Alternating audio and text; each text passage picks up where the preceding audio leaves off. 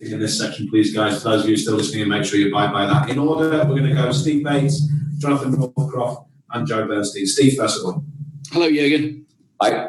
Jurgen, can I just ask you, and you alluded to this last week, actually, when the news came through that football would continue through this lockdown, but you alluded to the fact that the risk for players getting COVID often comes when they're away on international duty. I was just wondering, with international break coming up now and players playing 3 games, obviously travelling involved in all that, whether you've got a slight concern for the health of some of your players because they're going to, far-flung places to play these internationals. You don't have them in your own secure bio bubble. I think it was a similar question last time, and yes, I'm concerned, but I'm concerned anyway in the moment with all these kind of things. And yes, it's for us, it feels safer when we are all together, even though we had some cases as well, not too many, but some, and not for a while, which is good, but it always can happen, obviously. That's the time we are living in. And yes, the problem in that situation is that we have no power. Not really, not that I know. We try to find out how the protocols are with all the different FAs, but it's up to the FAs to answer or not. So, and the FIFA so far is not really involved in that. That would be a massive help. If you don't get a reply from an FA, for example, then we don't send the players. That would be great, because then you would get 100% reply, and then you would know that all the protocols are fine. But nothing we can do really. But yes, I'm concerned. But not only obviously about COVID as well. Playing 3 games in 9 days is massive. And if you would see our travel plans for bringing the players home, there's a lot what the clubs have to do by themselves, because nobody's involved in that as well. So it's not my favorite time of the year, for sure. Jonathan Northcroft and then Bernstein. John. Hi, Jurgen. Hi. Hi. I'm just curious about the game in July when Manchester City beat you 4-0. I'm sorry to bring that up, but I think when that game happened, a lot of supporters and maybe journalists thought that it wouldn't matter to Liverpool. You'd already won the title. You were already celebrating. I just wonder, in terms of the psychology of your players, because I know they've got a lot of pride, and in terms of your psychology, did that defeat matter to you? And also, do you think you learned anything that might be of importance in this game? If you are not 100% focused on the game against City, you will lose big. So that's one thing. I'm not sure I needed that as a proof, that game as a proof, but that's 100% the case. And so it's the first time we won the league in England. So I had no idea how to prepare the next game, actually. But so I didn't want to overdo it, like, boys, forget it, what happened 3 days ago and all these kind of things. How it's City and how we can show the world, blah, blah, blah. I didn't do that. Not sure if it was right or wrong.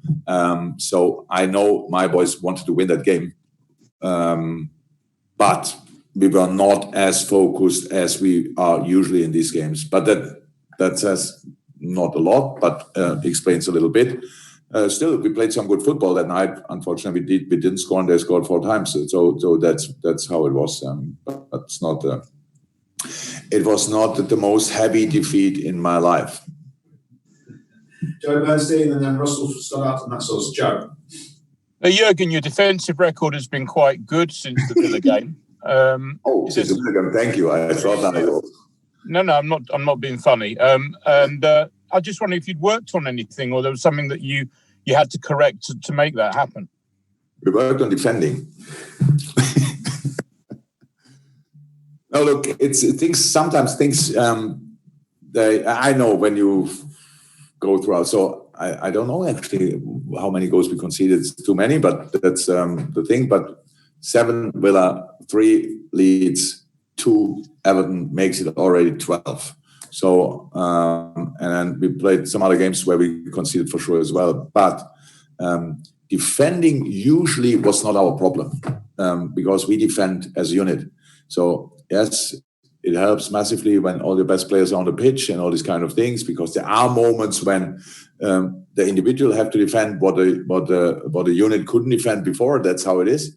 But it was not that we, after Aston Villa, said, okay, come on, we start again at A and start how to defend at all in football.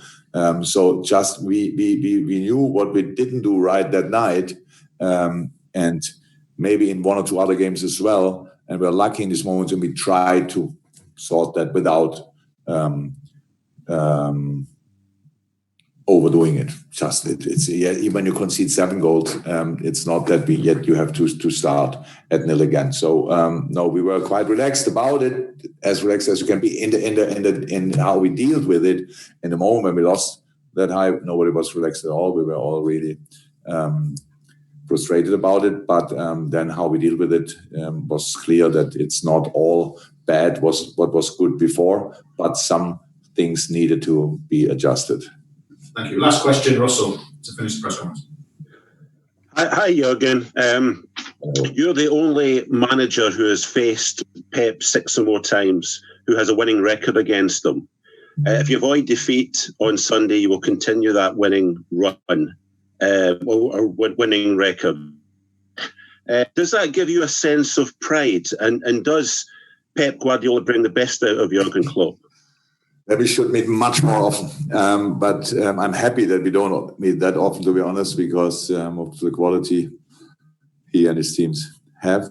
No, I'm not aware of any records, but I know that we met from time to time, and I know we didn't lose all of them, but I know all the games were incredibly difficult, and they are very intense, and that's the only thing I'm concerned about, really, not how we played the last game in the summer or the game before that, whenever it was, that we were really just ready to compete in a game. And for that, you need to have a close to perfect organization, and you need to be brave, really brave, play your own football as well, cause them problems as well. And that all together sounds so easy, and it's not rocket science, but it's still really difficult because it's under massive pressure and because they cause you pressure, but we can do that as well. So it's just an interesting game always, and hopefully it will be interesting as well on Sunday, because that would mean we will be good, and would be the first step in the right direction. Thank you, everyone. Thank you, Jürgen.